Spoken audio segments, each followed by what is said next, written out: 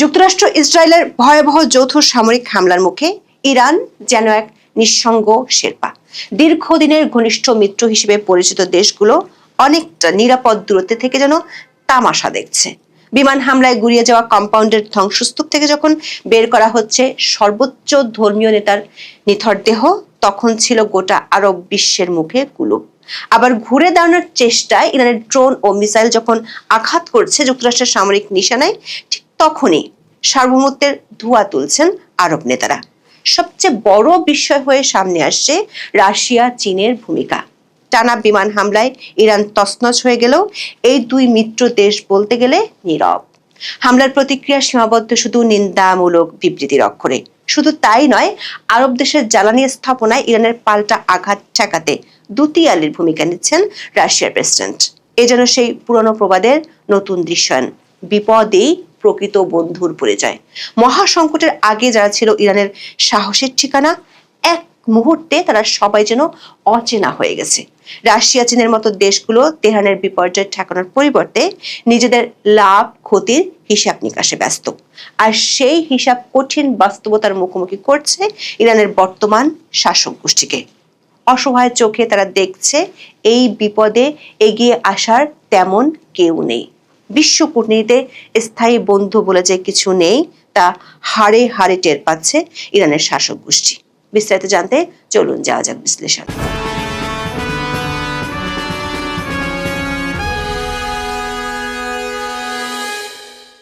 মধ্যপ্রাচ্যের প্রেক্ষাপটে আরব দেশগুলোর সঙ্গে ইরান সম্পর্কের ইতিহাসটি অম্লমধুর। কখনো শান্তিপূর্ণ সহাবস্থান, আবার কখনো প্রকাশ্য শত্রুতার মধ্যে ঘুরপাক খাচ্ছে। তবে একমাত্র ইরাক ছাড়া অন্য কোনো দেশের সঙ্গে ইরান কখনো সরাসরি সশস্ত্র সংঘাতে জড়ায়নি। আবার সাদ্দাম পরবর্তী সময় ইরাকের সঙ্গেও ধারাবাহিকভাবে সম্পর্কের উন্নতি হয়েছে। তবে আরব অঞ্চলের সবচেয়ে প্রভাবশালী দেশ সৌদি আরবের সঙ্গে ইরানের সম্পর্কের শীতলতা দীর্ঘদিনের। বিশেষত আঞ্চলিক প্রভাব নিয়ে রয়েছে বিশাল দ্বন্দ্ব। সাম্প্রতিক বছরগুলোতে ইসরায়েলের সঙ্গে বেশিরভাগ আরব দেশের সম্পর্ক উষ্ণ হচ্ছে, যার সরাসরি প্রভাবে কোণঠাসা হচ্ছিল ইরান। এবার যুক্তরাষ্ট্র ইসরায়েলের সামরিক হামলার পর আরব অঞ্চলের কোনো দেশ থেকেই শক্ত প্রতিবাদ দেখা যায়নি। এই যুদ্ধ মধ্যপ্রাচ্য এবং আরব অঞ্চলে ইরানের বন্ধুহীন হয়ে পড়ার বিষয়টি জোরালোভাবে সামনে এনেছে। আগ্রাসনের মুখে হতবিহ্বল ইরান আরব দেশগুলোতে যুক্তরাষ্ট্রের সামরিক অবকাঠামো সহ বিভিন্ন স্থাপনায় পাল্টা আঘাতের কৌশল নেয়। তবে এই কৌশল হিতে বিপরীত হচ্ছে কিনা সেই প্রশ্ন আছে। বিষয়টিকে অজুহাত হিসেবে দাঁড় করিয়ে ইরানকে আরো কোণঠাসা করার চেষ্টা করছে যুক্তরাষ্ট্রের মিত্র আরব দেশগুলো।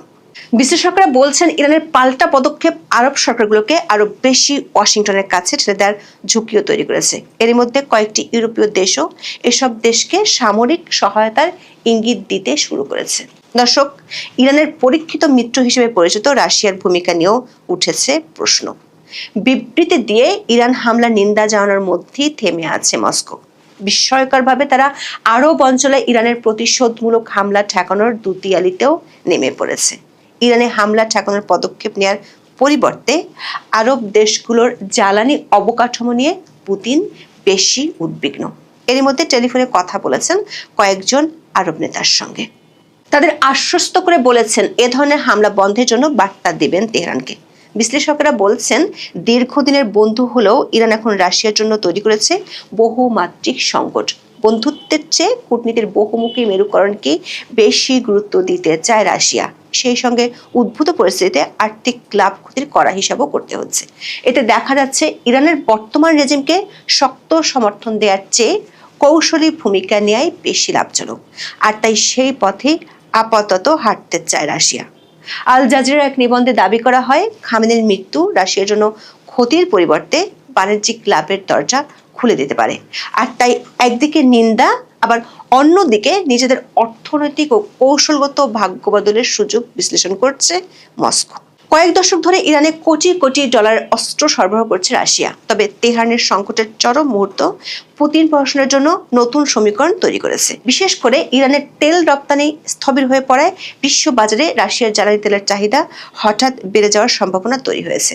রাশিয়ার অর্থনীতির জন্য আশীর্বাদ হয়ে এসেছে বিশ্ব বাজারে তেলের মূল্যের। বিশ্বের বড় বড় তেল শোধনাগারগুলোকে এখন রাশিয়ার তেলের উপর নির্ভর করতে হবে। এই বাড়তি চাহিদা মাথায় রেখেই ইরান প্রশ্নে রক্ষণশীল অবস্থান নিচ্ছে মস্কো। সামরিক দিক থেকেও রাশিয়ার জন্য এই যুদ্ধ পরোক্ষ স্বস্তি নিয়ে এসেছে। ইউক্রেন রণাঙ্গন থেকে আকাশ প্রতিরক্ষা ব্যবস্থা মধ্যপ্রাচ্যে সরিয়ে নিচ্ছে যুক্তরাষ্ট্র। পেট্রিয়ট মিসাইলগুলো বিভিন্ন আরব দেশে মোতায়েন করায় আতঙ্ক ছড়িয়ে পড়েছে ইউক্রেনে। এর ফলে রাশিয়ার ব্যালিস্টিক ক্ষেপণাস্ত্র অনেকটা বিনা বাধায় ইউক্রেনে আঘাত হানতে সক্ষম হচ্ছে। ইরান যুদ্ধ যত দীর্ঘস্থায়ী হবে তত ইউক্রেনে সুবিধা পাবে রাশিয়া। আবার ইরানের দিকে পুরোপুরি ঝুঁকে যাওয়ার বিপদ সম্পর্কেও সচেতন রাশিয়া। ইরান রাশিয়ার অন্যতম প্রধান কৌশলগত অংশীদার হলেও মস্কো ইসরায়েলের সঙ্গেও বাস্তবসম্মত সম্পর্ক রাখতে চায়। বিশ্লেষকরা বলছেন, ইরানে খামেনি হত্যা রাশিয়ার সামনে আরও কিছু জটিল সংকট তৈরি করেছে। এজন্য রাশিয়ার পক্ষে সরাসরি কোনো অবস্থান নেওয়া কঠিন। আরব অঞ্চলে ইরান বিরোধী অবস্থানে থাকা দেশগুলোতেও রাশিয়ার বহুমুখী অর্থনৈতিক এবং রাজনৈতিক স্বার্থ আছে। ইরানের পক্ষে শক্ত অবস্থান নিলে এসব স্বার্থ ক্ষতিগ্রস্ত হতে পারে। আবার কোনো কারণে ইরানের বর্তমান শাসক গোষ্ঠীর পতন ঘটলে আগামীতে যারা আসবে তারা রাশিয়া বিরোধী হয়ে উঠতে পারে। দীর্ঘদিনের মিত্র খামেনির মৃত্যুর চেয়েও ক্রেমলিনের সামনে এখন বড় দুশ্চিন্তা ইরানে তাদের বিপুল বিনিয়োগ। এর মধ্যে রয়েছে নর্থ সাউথ করিডোর। এর আওতায় একটি রেলপথ দক্ষিণ ককেশাস হয়ে রাশিয়া ও ইরানকে সংযুক্ত করবে। এই প্রকল্পে বিপুল বিনিয়োগ করেছে রাশিয়া। এছাড়া দক্ষিণ ইরানে 4টি পারমাণবিক রিয়েক্টর নির্মাণে $25 বিলিয়ন চুক্তি করা হয়েছে। কোনো কারণে বর্তমান শাসন ব্যবস্থার পতন হলে এসব বিনিয়োগ হাতছাড়া হতে পারে। আর তাই শক্তভাবে ইরানের বর্তমান রেজিমকে সহায়তা দিতে অনাগ্রহী মস্কো। অন্যদিকে বর্তমান সংকটে মস্কোর পুরোপুরি নীরব থাকাও সম্ভব নয়। তাহলে মিত্র শাসক গোষ্ঠী নাখোশ হতে পারে। কোনোভাবে তারা সংকট কাটিয়ে উঠতে পারলে রাশিয়াকে আর আগের মতো আস্থায় নিতে চাইবে না। সব মিলিয়ে ইরান ইস্যুতে রক্ষণশীল ভূমিকায় থাকতে চায় রাশিয়া। এজন্য আপাতত বিবৃতির বাইরে তেমন কোনো পদক্ষেপ হয়তো দেখা যাবে না পুতিন প্রশাসনের পক্ষ থেকে। ঠিক একই কৌশল চীনের দিক থেকেও দেখা যাচ্ছে। অনেকে ধারণা করেছিলেন বেজিং হয়তো সামরিক সহায়তার হাত বাড়িয়ে দেবে, তবে তেমন কোনো লক্ষণ 4 দিনেও দেখা যায়নি। তেহরানকে বেজিং স্যাটেলাইট ভিত্তিক গোয়েন্দা তথ্য সরবরাহ করছে বলে গুঞ্জন রয়েছে, তবে এর সত্যতা নিশ্চিত হওয়া যায়নি। ব্লুমবার্গের এক নিবন্ধে দাবি করা হয়েছে, বর্তমান সংকটে ইরানের পক্ষে চীনের জোরালোভাবে দাঁড়ানোর সম্ভাবনা বেশ কম। নিবন্ধে ইরানে চীনের বিনিয়োগ ও প্রভাব নিয়ে প্রচলিত ধারণার বেশিরভাগ স্রেফ মিথ বলেও দাবি করা হয়। এতে বলা হয়, চীন ইরানের সবচেয়ে গুরুত্বপূর্ণ অর্থনৈতিক অংশীদার। তারা ইরানের রপ্তানি করা তেলের প্রায় 90% কিনে নেয় এবং কঠোর নিষেধাজ্ঞার মধ্যে থাকা বর্তমান রেজিমের জন্য আর্থিক লাইফলাইন হিসেবে কাজ করে। তবে যুক্তরাষ্ট্র ইসরায়েলের হামলায় ইরান ক্ষতবিক্ষত হলেও বেজিং বিবৃতির বাইরে তেমন কোনো সমর্থন জানায়নি। চীন ইরান সম্পর্কটি সাধারণত ধারণার তুলনায় অনেক বেশি একপেশে বলে দাবি করছে ব্লুমবার্গ। বলা হয়, ঘোষিত চুক্তির তুলনায় ইরানের চীনের বিনিয়োগ নাটকীয়ভাবে কম। এমনকি সাম্প্রতিক বছরগুলোতে ইরানের সঙ্গে চীনের বাণিজ্য অনেক কমেছে। 2021 সালে চীনের পররাষ্ট্রমন্ত্রী ওয়াং ই তেহরান সফরের সময় 25 বছরের একটি কৌশলগত সহযোগিতার চুক্তি করেন। কথা ছিল এর আওতায় ইরানে $400 বিলিয়ন পর্যন্ত চীনা বিনিয়োগ আসবে। তবে বাস্তবতা এর ধারে কাছেও নেই। 5 বছরে মাত্র $2 থেকে $3 বিলিয়ন বিনিয়োগ নিশ্চিত হয়েছে। মধ্যপ্রাচ্যে সংযুক্ত আরব আমিরাত বা সৌদি আরবেও এর চেয়ে অনেক বেশি বিনিয়োগ করেছে চীন। অর্থাৎ ইরানের ক্ষেত্রে কাজের চেয়ে বেশি কথা বলা হয়েছে চীনের পক্ষ থেকে। বিষয়টি নিয়ে ইরানের পক্ষ থেকে অতীতে হতাশা জানানো হয়েছে। চুক্তি স্বাক্ষরের 2 বছর পর 2023 সালে তখনকার ইরানি প্রেসিডেন্ট ইব্রাহিম রাইসি বেজিং সফর করেন। এই সময় তিনি চীনা বিনিয়োগের ধীর গতি নিয়ে প্রকাশ্যে হতাশা জানান। চীনের সরকারি তথ্য অনুযায়ী 2024 সালের শেষে ইরানে তাদের প্রত্যক্ষ বিদেশি বিনিয়োগের পরিমাণ ছিল $4.5 বিলিয়ন, অথচ সংযুক্ত আরব আমিরাতে ছিল $9.5 বিলিয়ন। ইরানের চীনা মোট বিনিয়োগের বেশিরভাগই মূলত জ্বালানি ও ধাতু খাতে। অন্যদিকে সৌদি আরবে চীনের বিনিয়োগ $15.7 বিলিয়ন। এই বিনিয়োগ জ্বালানি, প্রযুক্তি, ধাতু ও বিনোদন সহ বহু খাতে বিস্তৃত। মজার বিষয় হলো, অনেকেই মনে করেন ইরানের সবচেয়ে বেশি বিনিয়োগ চীনের, তবে বাস্তবতা তা নয়। রাশিয়া চীনকে ছাড়িয়ে অনেক আগেই সেখানে বৃহত্তম বিদেশি বিনিয়োগকারীর জায়গা দখল করেছে।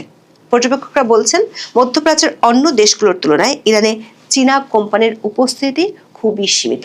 অর্থনৈতিক নিষেধাজ্ঞার ঝুঁকির কারণে বড় চীনা প্রতিষ্ঠানগুলো সাধারণত ইরানকে এড়িয়ে চলে। ফলে কল্পনায় যাই ভাবা হোক, বাস্তবে মধ্যপ্রাচ্যে ইরানের চেয়ে অন্য দেশের গুরুত্ব চীনের কাছে বেশি।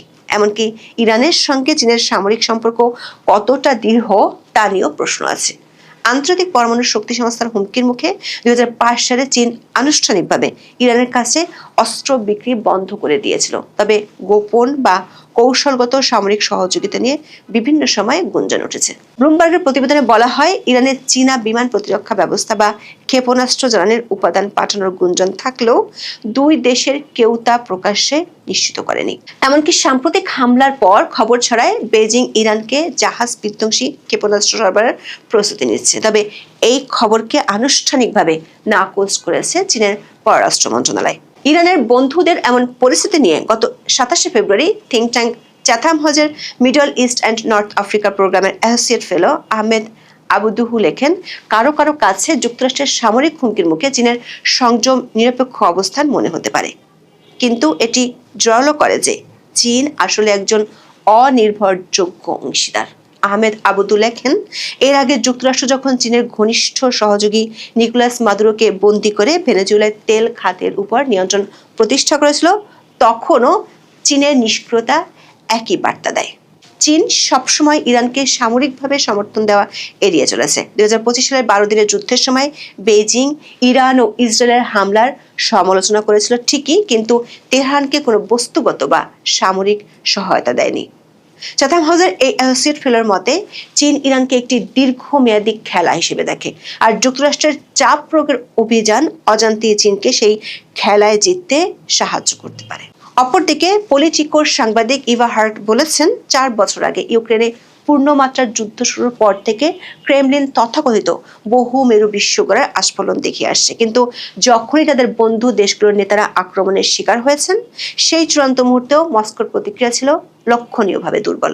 সমর্থন ছিল কেবল প্রতীকী। ইরানের বিরুদ্ধে যুক্তরাষ্ট্রের নতুন সামরিক অভিযানে চীনের জন্য আরও বড় কৌশলগত ক্ষেত্র তৈরি হয়েছে।